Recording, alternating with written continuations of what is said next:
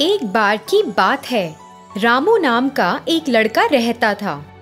वह अपनी दादी के साथ रहता था। क्योंकि रामू के पास उसके माता पिता नहीं थे, इसलिए उसकी दादी ने उसे बहुत लाड प्यार दिया। रामू को अपनी दादी के साथ समय बिताना बहुत पसंद था।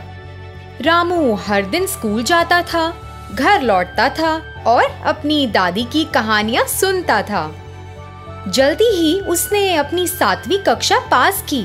आगे की पढ़ाई के लिए उनके गांव में कोई स्कूल नहीं था, इसलिए रामू घर पर वापस आ गया और अपनी दादी की दैनिक कामों में मदद करने लगा। जब वह घर के कामों में मदद कर रहा था, तब उसने अपनी दादी की मदद से चाय बनाना सीखा। रामू बहुत कुशल था और वह जो चाय बनाता था वह स्वाद में बहुत लजीज थी। हर बार जब वह अपनी चाय का स्वाद लेती थी तो उसकी दादी उसकी तारीफ करती थी। रामू हमेशा मेहमानों और अपने दोस्तों को चाय परोसता था।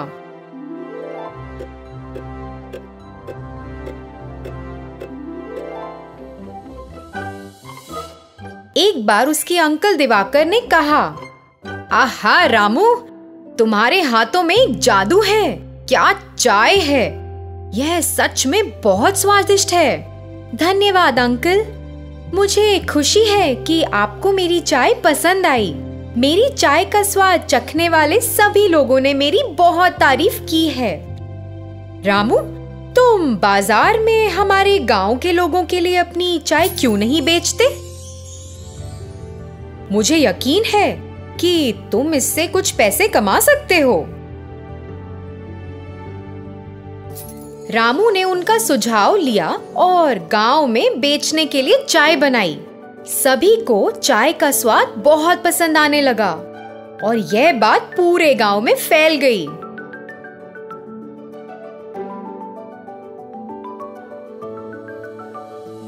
आहा, वाह, क्या चाय है!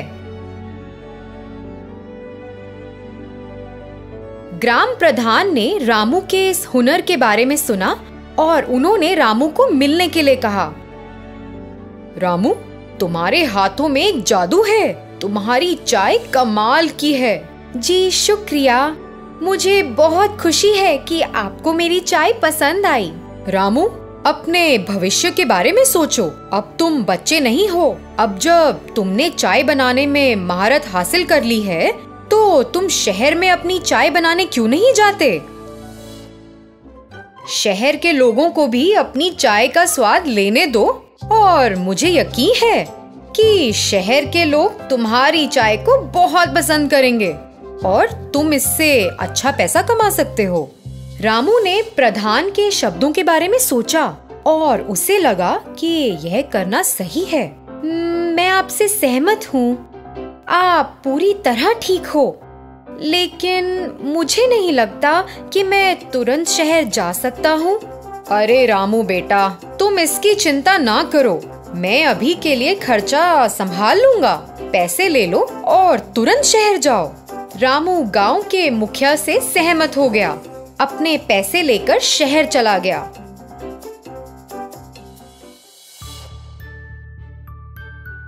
उसने चाय की थड़ी में एक व्यक्ति से संपर्क किया और उससे एक रोजगार मांगा। मालिक ने उसे अपनी दुकान में काम करने का मौका दिया।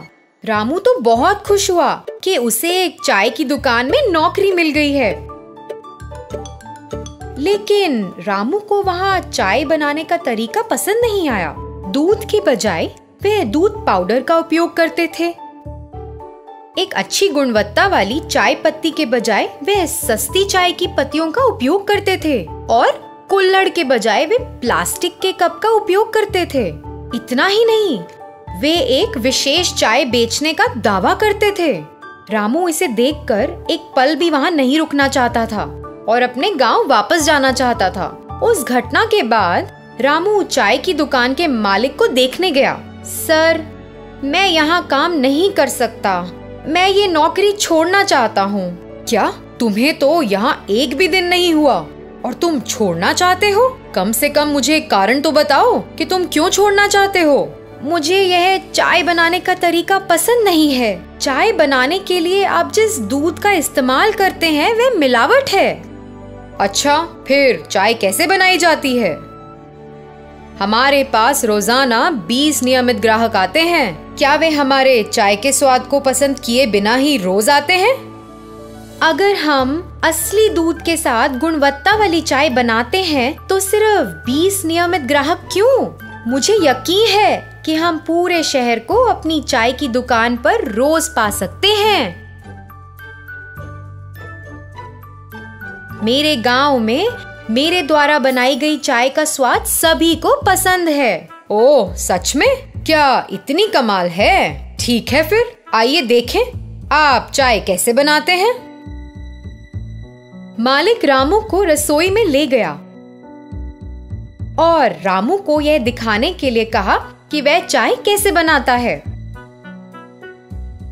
फिर रामू ने चाय बनाने की प्रक्रिया शुरू की। उसने शुद्ध दूध, अच्छी गुणवत्ता वाली चाय की पत्ती, शुद्ध चीनी और प्लास्टिक के कप की बजाय मिट्टी के बने कुल्हड़ का इस्तेमाल किया, जिसने चाय को शानदार स्वाद दिया। चाय बनाने की पूरी प्रक्रिया देखने में शानदार थी। मालिक और अन्य लोग जो इस प्रक्रिया को देख रहे थे वे हैरान थे और रामू की चाय बनाने की प्रक्रिया को देखते रहे। उसने चाय तैयार की और वहाँ के लोगों को परोसा। अरे वाह रामू, मैं तुम्हें गलत समझता रहा। मुझे सही में स्वाद बहुत पसंद आया। वास्तव में प्रक्रिया बहुत बढ़िया है। अब से हम तुम्हारे नुस्खे के अनुसार चाय बनाएंगे। हम अब पुराने नुस्खे का उपयोग नहीं करेंगे। तब से मालिक ने चाय बनाने के लिए रामू के तरीके का इस्तेमाल किया। लोग चाय की दुकान पर रोज जाने लगे। चाय का स्वाद लेने के लिए अपनी बारी का इंतजार करते थे और दुकान में खड़े होने की भी जगह नहीं थी। पहले से भी अधिक मुनाफा किया। रामू को एक अच्छा नाम मिला। उसके कौशल को पहचाना गया और लोगों ने उसके हाथों में जादू और उसकी चाय के दिव्य स्वाद के लिए उसकी सराहना की। रामू को शहर में एक अच्छा नाम मिला और वह अपने गांव लौट आया। उसकी दादी को उस पर बहुत गर्व था और वे दोनों गांव के मुखिया को देखने गए और उनका आशीर्वाद लेने गए।